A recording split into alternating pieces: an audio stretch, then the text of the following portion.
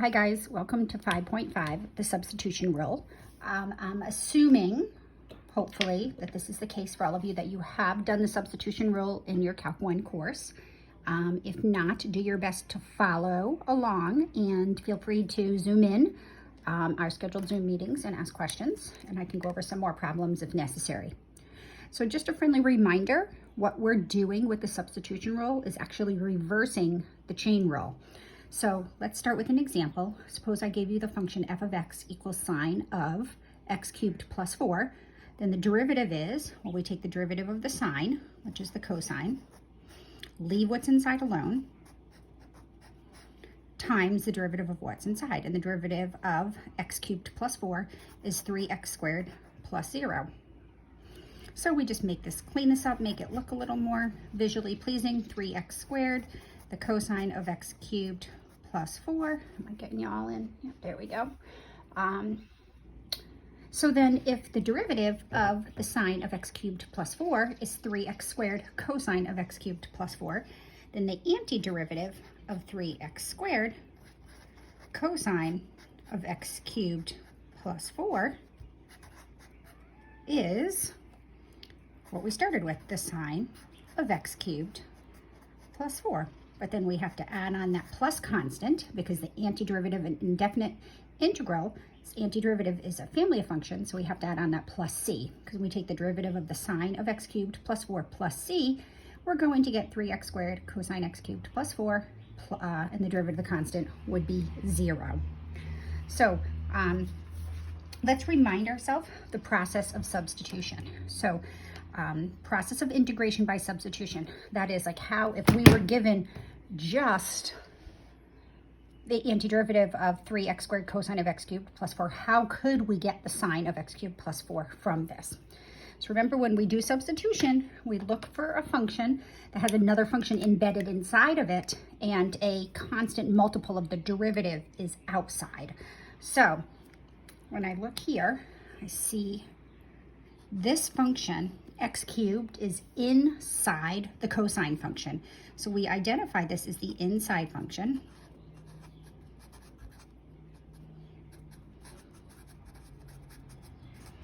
And if we just mentally take the derivative of x cubed plus 4, we know that the derivative of x cubed plus 4 is 3x squared. So that is the derivative of the inside function.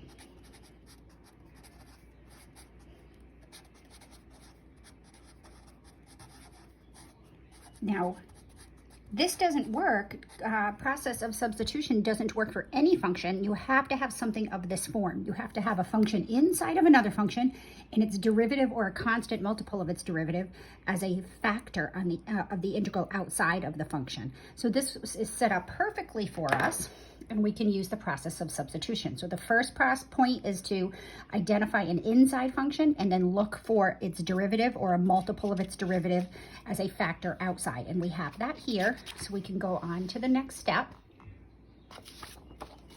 Once we have identified the inside function, that's what we're going to let u equal. So we're going to let u equal the inside function. And u is just standard. You could call it any letter you want, but when we do substitution, it's typically called u substitution. So we're going to let u equal x cubed plus 4, and we got that because that was the inside function. My abbreviation for function, FCN. And then we're going to take the derivative of u with respect to the original variable. So du dx is 3x squared. But now we're going to rewrite this. We're going to take the bottom differential and bring it over to the other side. So in theory, we're multiplying both sides by dx. So we get from this that du equals 3x squared dx. Now typically we skip this step and we say let u be x cubed plus 4, then du, we take the derivative and then we just tag on the dx on the right. So that's what we'll do from this point forward. So now we are going to go back to our integral. 3x squared cosine of x cubed plus 4 dx. Now again, this is often we skip this step also. The better you get at this, the more comfortable. I'm just going to rearrange the factors. I'm going to put x cubed, the cosine of x cubed plus 4 first, times, and I'm just going to bring 3x squared over to the right, dx. So I do that so then I can clearly see what's going on here. I'm going to replace what's inside with u. And then notice 3x squared dx is just du. So I'm going to write this new integral, and I'm going to call this the cosine of u, and then 3x squared dx is going to get replaced with du. So now what we did is we changed this antiderivative, which was a integral which we were integrating with respect to x, to a different integral where we're integrating with respect to u. So what function has derivative cosine of u, where u is my variable of integration? Hopefully you quickly came up with the sine of u. And don't forget, this is an indefinite integral, so we're going to include plus c. But now you have to remember that we have to go back to our original variable. We started with x's, so we have to go back to x's. So I'm going to write down the whole problem. So my original problem, 3x squared cosine of x cubed plus 4 dx would be, well, it's going to be this answer right here. But u, well, if we go back up here, u was identified to be x cubed plus 4. So we're going to replace u with x cubed plus 4. And then don't forget the constant. There we go. All right, so let's try another one. Let's see. Let's evaluate the integral 2x times x squared minus 5 to the 9th power. Now, in theory, we could sit here and we could multiply x squared minus 5 times x squared minus 5 times x squared minus 5 and do that 9 times and get an 18th degree polynomial, then distribute the 2x through. But that would take an awful long time, especially, I mean, if we even changed this to 90, we could do it 90 times, but of course we would never want to do this. But this problem lends itself nicely to substitution, because if you look carefully, what we're raising to the 9th power is x squared minus 5. And the derivative of x squared minus 5 is right there. It's 2x. So we are taking this, if this is a composition of functions, this would be the inside function which we're raising to the 9th power. So my inside function would be x squared minus 5, and this is the derivative of the inside function. So what we're going to do is we're going to let u equal the inside function, x squared minus 5. And then this is the part where I said I skipped the dx. I'm just going to say du is just 2x. And instead of having the dx over here, I'll just write 2x dx. So this is probably going to be the last time I'll rewrite the integrand. Hopefully you can see in your head and you can match it up. I'm going to just rewrite this as x squared minus 5 to the 9th power, and then 2x dx. So I just rearranged these two factors. So we're going to call this u, and 2x dx we're going to replace with du. So what we're actually integrating is u to the 9th du, which is a relatively easy antiderivative because we know how to integrate power functions. We add 1 to the power, and the coefficient out front becomes the reciprocal of the power. You could also do u over 10 if you wanted to do it that u to the 10th over 10. I just put it as a constant out front, plus c. Now we're going to go put it back in terms of our original problem. So the original problem was 2x, our original variable, x squared minus 5 to the 9th dx, and we're going to do 1/10, but instead of raising u to the 10th power, u was x squared minus 5 to the 10th power plus c. So don't forget to go back into your original variables.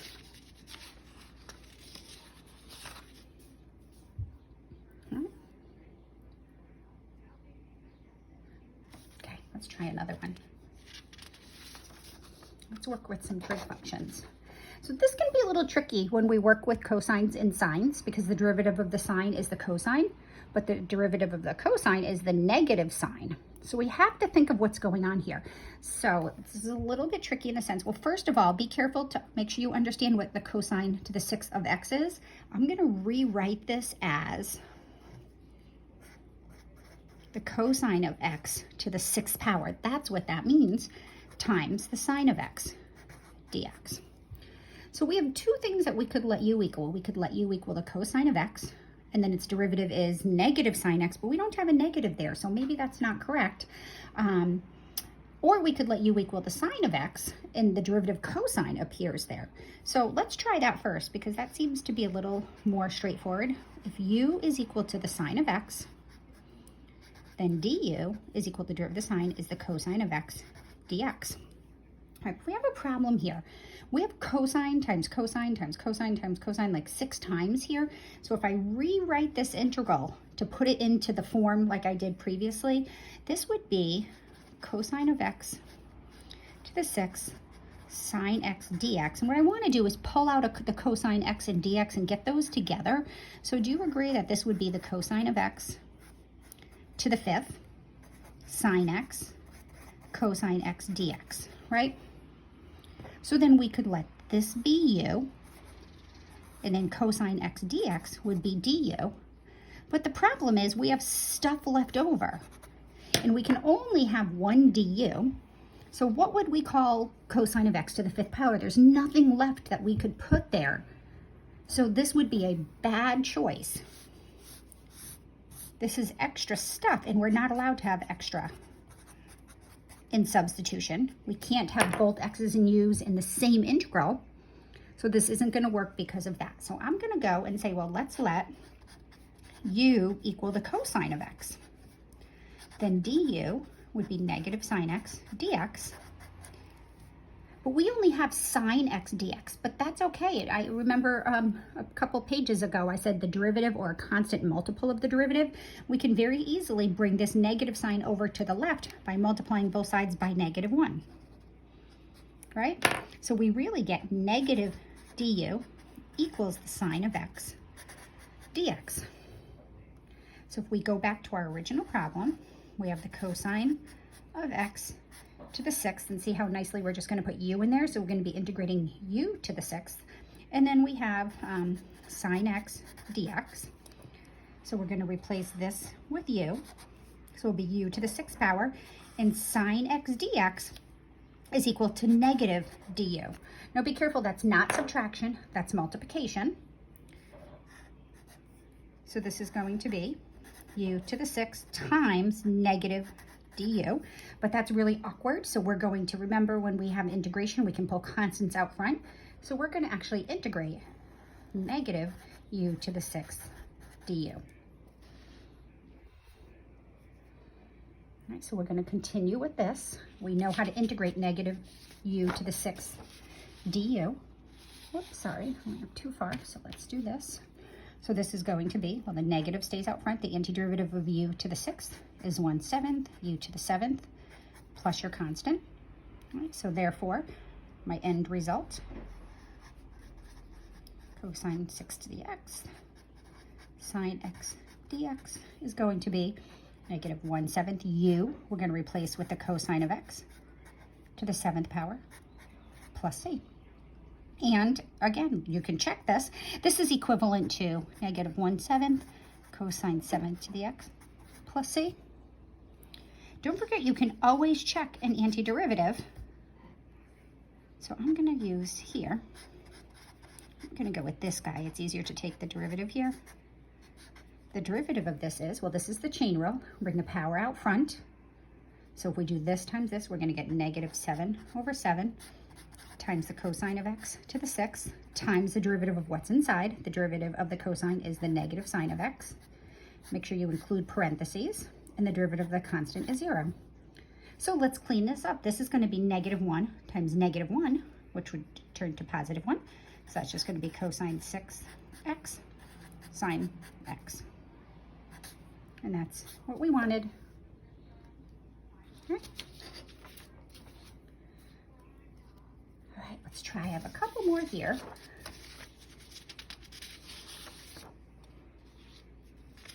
Let's look at this guy. Square roots tend to trick people up a little bit. But if you remember, the derivative of the square root function is 1/2 times the square root of x. So if you can keep that little template in mind, it makes these a little bit easier. So what I see here is that I see e, not e to the x, but e to another function, square root of x. So what I'm going to do is let u equal the square root of x. So if u is equal to the square root of x, which remember is x to the 1/2, then the derivative of u is 1/2 x to the negative 1/2 dx, which is the same thing as 1/2 square root of x. And that's going to be this guy right here. So now here, this is a little bit of algebra, so let's keep in mind what this means. This may be helpful to see what's going on here. E to the square root of x over the square root of x dx is equivalent to e to the square root of x times 1/the square root of x dx. Right, but notice we have this 2 here. So what I can do is I can multiply both sides by 2. And now I have my 1/the square root of x dx, which is this piece right here, which is going to replace with 2 du. So this is going to be my u is going to be the power on the exponential function. 1/the square root of x dx is going to get replaced with 2 du. So now what we'll be integrating, instead of this messy looking thing, we are actually just integrating e to the u, 2 du. But we can always pull constants out front, so this is equivalent to integrating 2 e to the u du. And the antiderivative of e to the u with respect to u is just e to the u. So 2 e to the u plus c. Now we've completely integrated with respect to u, so we go back to the original problem. E to the square root of x over the square root of x dx is equal to 2e, well u is the square root of x, so we're going to put that back in, plus c. And again, feel free to take the derivative to check that this actually works. All right, so the first chapter we're going to start in Calc 2 this summer is Chapter 7. That being said, we are skipping Chapter 6, but we will go back to it after Chapter 7. We're going to jump right into techniques of integration. Things can't be integrated directly or using substitution. Sometimes we have to use other tricks, or sometimes it may not be so obvious that substitution is what we can use here. So let's look at this guy. This simple problem tends to trip people up. This is x times the square root of x plus 7 dx. So it may be super obvious that x plus 7 is the function under the radical, so that's what we're going to let x equal. No, sorry, that's what we're going to let u equal. So let's let u equal this, right? Because that's what's inside of another function. So if we let u equal x plus 7, then the derivative of u is just 1 dx. The problem is we have x dx. So how do we compensate for that? What are we going to replace this with? Now we saw previously that we had too many cosines and we couldn't replace it with anything. But notice, if u is equal to x plus 7, then isn't it true that u minus 7 equals x? Right, well, how does that help us? Let's call this u minus 7 instead, right? And then dx is just going to be du. So integrating x times the square root of x plus 7 times dx is equivalent to integrating u minus 7 square root of u du. All right, you might think that we haven't made any progress, but we actually did. This behaves quite nicely because now our sum or difference is outside of the radical. We cannot simplify a sum or difference under a radical, but we no longer have a sum or difference under a radical. So I'm going to rewrite this as u minus 7. Anytime you see a radical in an integrand, I suggest that you turn it into a power. And then we can now distribute this through the subtraction because there's no power on the outside of those parentheses. So this is equivalent to u, well, 1 plus 1/2 is 3/2, minus 7u to the 1/2 du. So now we're actually just integrating u to a power in both those two places. So let's integrate u to the 3/2. We add 1 to the power, 5/2, and put the reciprocal power out front, minus u, add 1 to the 1/2, which is 3/2. The 7's just going to go along for the ride, and I'll put 2/3 out front, plus c. Okay. And then we are now going to clean this up, and we are going to say that the antiderivative of x, square root of x plus 7 dx is 2/5 u, which was x plus 7 to the 5/2, minus, well, 7 times 2/3 is 14/3, x plus 7 to the 3/2, plus our old faithful c. And that would be the final answer. These are a lot of fun.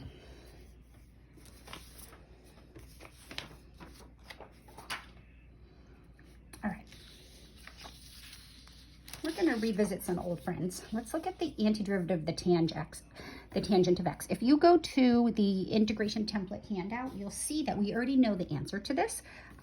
There's actually 2 ways we can express the antiderivative of the tangent of x. So how do we get to that answer? This is actually a substitution problem. And Calc 2 starts with just lots of different tricks. So do you agree that the tangent of x dx can be written as the sine of x over the cosine of x? Right, so we like when sines and cosines both appear in the integrand because they're derivatives of each other. You know, one direction has the negative sign, the other doesn't. So here, the trick is to let u be the cosine because it's in the denominator. We don't have the cosine of x times dx. We have 1 over the cosine of x times dx. So this is really 1 over the cosine of x times the sine of x dx. So this cosine is in the denominator. It's not being multiplied by the dx. So we can't let that be the derivative. So what I'm going to do is let u equal the cosine of x, and then watch what happens when we let u equal the cosine of x. Then du equals the negative sine of x dx. Well, we have sine x dx, no problem. We can just bring that negative over to the other side, multiply by -1, multiply by -1. So then we just get negative du equals the necessary sine x dx. So we are going to rewrite this as 1 over the cosine of x sine x dx. We're going to call just the denominator u and the sine x dx negative du. So this is equivalent to integrating 1 over u times negative 1 du. We'll pull that negative out front. And there we go. And we know the antiderivative of 1 over u is the natural log, and it's essential that you put the absolute values here because we're not integrating, we're not guaranteed that this is being integrated over positive integration limits, so we don't know if u is positive or negative, plus c. So therefore, the antiderivative of the tangent of x is negative natural log of the absolute value of the cosine of x plus c. Keep in mind, 1 over the cosine of x is equivalent to the secant of x. So this can be written as constants in front of logs can be written as powers. We can write this as the natural log of the cosine of x to the -1 power plus c. And then we can write it as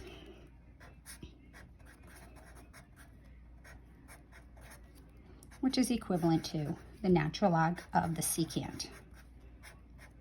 So depending on what table you look in, what book you're reading, I'm going to put therefore, 3 dots in math means therefore, the antiderivative of the tangent of x dx is either the negative natural log of the absolute value of the cosine of x plus c, which is equivalent to the natural log of the absolute value of the secant of x plus c. Both of these are perfectly acceptable answers. They're algebraically equivalent, so we could use either one. All right, we're going to end on something really cool and tricky. I wouldn't expect you at this point in the game to come up with this on your own, but I think it's really cool and clever. Let's evaluate the antiderivative of the secant of x. So we might start by saying the antiderivative of the secant of x is equivalent to 1 over the cosine of x dx. So like previously, if we let u equal the cosine of x, we'll be integrating 1 over u. But don't forget this step, du is the negative sine x dx. So we'd let this be u. We only have dx. Here, this is a problem. We have sine x dx. So that's not going to quite work here. So here's a cool trick. And the better you get at integration, you'll start learning how to do these cool tricks on your own. All right, so what somebody discovered is that if we strategically multiply the integrand by, ready? Again, I wouldn't expect you to remember, see this or think of this on your own. I can't even take credit for it. It was discovered way long ago. I'm going to multiply the secant times the secant of x plus the tangent of x over the secant of x plus the tangent of x. Now, why did I do that? Well, I did it because it works. Somebody discovered that this is going to create something that's going to be really super useful for us. Notice the secant of x plus the tangent of x over the secant of x plus the tangent of x is just equivalent to 1 because the numerator and the denominator is the same. So now I'm going to distribute the secant, because this is really the secant over 1. I'm going to distribute the secant through the numerator, and I'm going to look at this as the secant of x squared plus the secant of x tangent of x all over secant of x plus the tangent of x dx. All right, well, that looks terrible. But watch how cool this is. So this is actually a substitution problem. And the trick here is to let u equal the secant of x plus the tangent of x, which occurs here and here. Then du is going to be, well, the derivative of the secant is the secant of x, tangent of x, plus the derivative of the tangent of x, which is the secant squared of x. Ooh, look, that's what we have right here. All right, so what I'm going to do is I'm going to go back. I'll write this guy again. I'm just going to run out of paper here. So let's do, we have the secant squared of x plus the secant of x tangent of x all over secant of x plus the tangent of x. And just for the sake of demonstration, I'm going to split this up. Do you agree that this is 1 over the secant of x plus the tangent of x times secant squared x plus the secant of x tangent of x dx. All right, so I just pulled that off to the right and I called this part right here 1 over that. So now this is going to be u. Here's my du. And this all comes down to just integrating 1 over u du. So integrating the secant of x with respect to x is the same as integrating secant squared plus secant tangent over secant plus tangent, which is equivalent to integrating 1 over u. And we know the antiderivative of 1 over u is the natural log of the absolute value of u plus c. Now we go back. U was the secant plus the tangent. So the antiderivative of the secant of x dx is the natural log of the secant of x plus the tangent of x plus c. So check that out on your integration template handout and start practicing. See you later.